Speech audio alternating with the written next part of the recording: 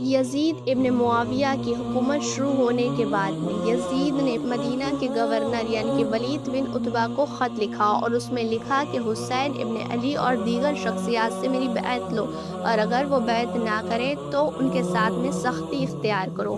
بیعت اس وقت ایک رسمی وعدہ نہیں تھا، بلکہ اس کا مطلب یہ تھا کہ انسان حکمران کی حکومت کو شرعی اور سیاسی طور پر قبول کر رہا ہے۔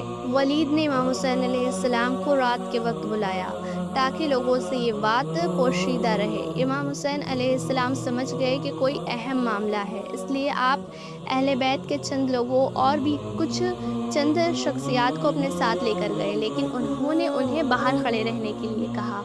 ولید نے امام حسین کو یزید کا خط پڑھ کر سنایا اور انہیں سے یزید کی بیعت کرنے کے لیے کہا۔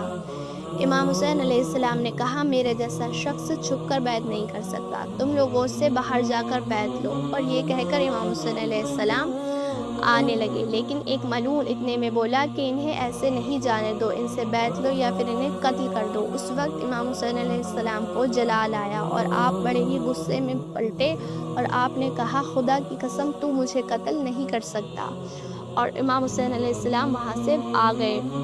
ساتھ ہی امام حسین علیہ السلام نے ایک اور فیصلہ کیا کہ اب وہ مدینہ میں نہیں رہیں گے، کیونکہ انہیں پتا تھا یزید مجھ سے بیعت لینے کے لیے کسی بھی حد تک گزر سکتا ہے، اور وہ نہیں چاہتے تھے کہ مدینہ میں خون خرابہ اور فساد کا ماحول بنے۔ اسی لیے امام حسین علیہ السلام نے مدینہ سے مکے کی طرف روانگی اختیار کی۔